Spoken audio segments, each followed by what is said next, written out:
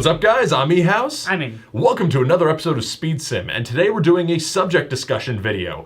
And could you guess it's related to the types of guns we're holding? Not this one. I just put this out here because I'm really excited to use it. Well, yes, but whatever. Yep. So we are talking about SMGs. Specifically, this trend we've noticed with some events where they are including SMG classes in their rule set.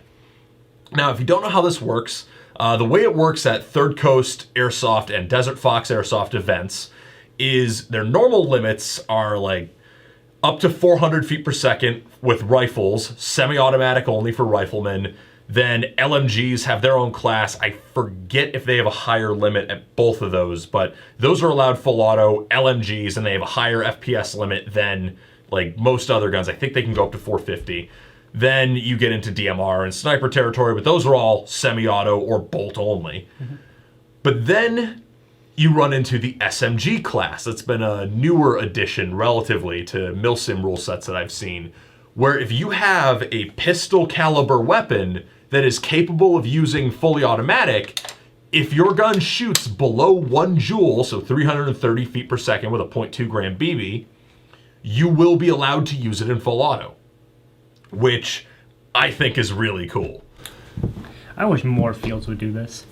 Well, I mean, River City kind of does it. Well, like, because you have your tiered velocity limits. We have tiered, but that's also per insurance. Well, yes, that's per insurance, Yeah, so per insurance. you kind of happened into it by accident. Yeah, very much. But again, I wish more fields would offer like more, like just a standard field having like a 1 joule limit, which I think would be awesome because I would totally play those fields. Because the 400 out here is a little crazy.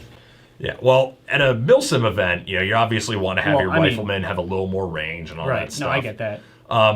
But I do think that offering that option of people running lower powered guns, but that fills up a whole new role. Yep. So I'm going to nerd out just a touch here. Those of you who watch Forgotten Weapons and see like Ian McCollum nerd out about old school submachine guns have probably heard this talked about, but when submachine guns were originally conceptualized, a lot of nations' armies viewed them as basically being portable support weapons. Machine guns, big machine guns were often crew served, and a submachine gun was intended to be like supplemental suppressing fire to attack with.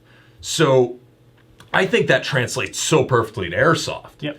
Because you've got all your standard riflemen limited to semi-auto only, and they can obviously shoot down a lot of suppressing fire. Mid-caps hold 150 rounds. You're not suffering.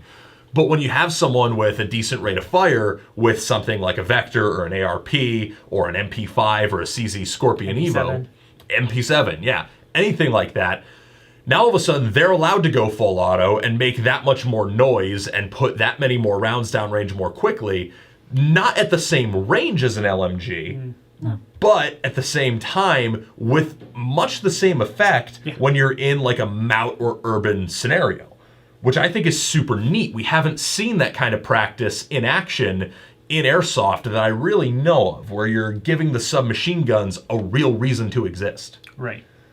And furthermore, you can also run up on people because now you have no MED for having a good rate of fire capped per event rules. But I can put this into 2-round burst, come around a corner on somebody, double tap, and just feel awesome. I think this is going to be perfect for people when they're trying to breach rooms. Because for that very reason, because most of the milsim events that I've seen, whether it be Desert Fox videos or whatever, I've seen that they're only on semi-only, but having the ability to go full auto and just take out an entire squad sitting in a building trying to wait for you to come in, and you have a fully automatic submachine gun, you can just take them out. You just if you have like 2 of them on your squad, you guys can just rip roll right through them, which I think is pretty cool. Not to mention that you combine that with grenades.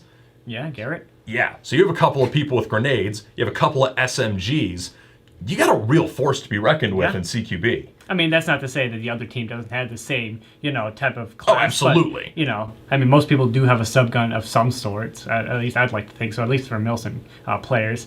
But for just going inside of buildings, it's super cool. I think that's a really good addition to the rule set.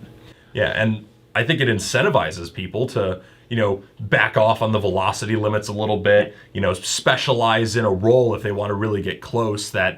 Because if you get hit with 1 joule with a couple of rounds at a milsim game where you're probably wearing gear and a plate carrier, who cares? At that point, you feel like rain drops. Exactly. I mean, 400 is a little excessive or above, 350 or higher or whatever like that. At indoor, I mean, you're kind of, or not indoor, but like as a milsim event, you're a limited semi only. There's not really much you can do. If you're really proficient, you can do a lot, but not as much as full auto. Yeah, and then you give the full auto that benefit of, well, yeah, you don't have as much range, but you got more fire. Amazing indoors. Yeah.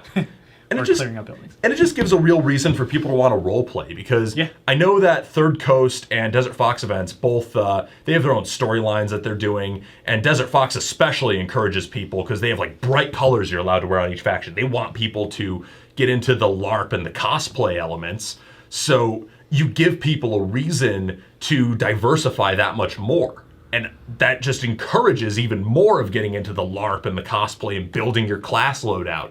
So it just, I think it all comes together really well in a way that I'm excited to see if more event promoters will catch on to something like this. I mean, obviously this wouldn't work for like Milsim West, where they don't limit full auto at all.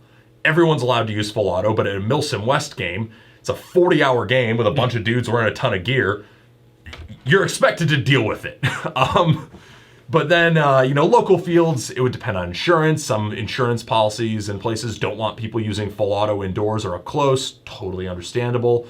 But for the events that it's allowed, I would encourage more events to go this route, just because it's cool. Yeah, I'm sure once, other field promoters kind of see how Desert Fox does it, or the other one, kind of see how it all works out, I'm sure they'll, catch on to it and see how it works for their field or their events.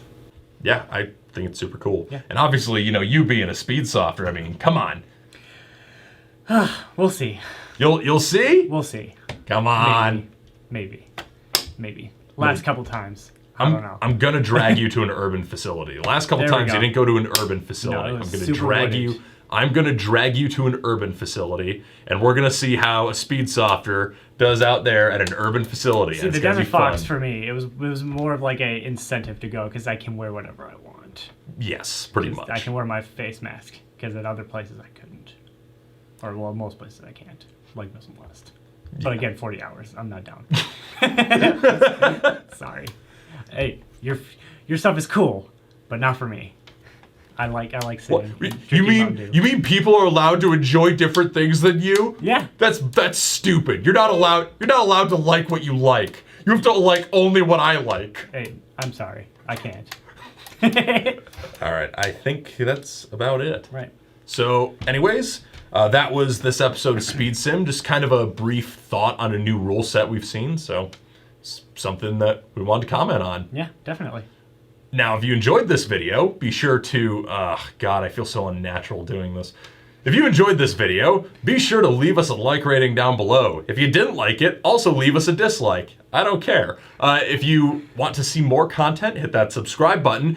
And if you want to get some sweet, sweet Gun Gamer swag, go down in the description, click the link, and learn how to buy a Gun Gamer's patch. They're super cool, I promise. They'll increase your range by 300 feet. I'm going to put a little asterisk on that one and just say results may vary, as in not occur. Anyways, I'm House. I'm Amy. Peace out. Thank you for watching this video from Gun Gamers. We hope you enjoyed watching it as much as we enjoyed making it. If you want to see more content from us, hit that subscribe button. And if you want to help support the channel, be sure to click the link below to buy a patch. Praise Judy.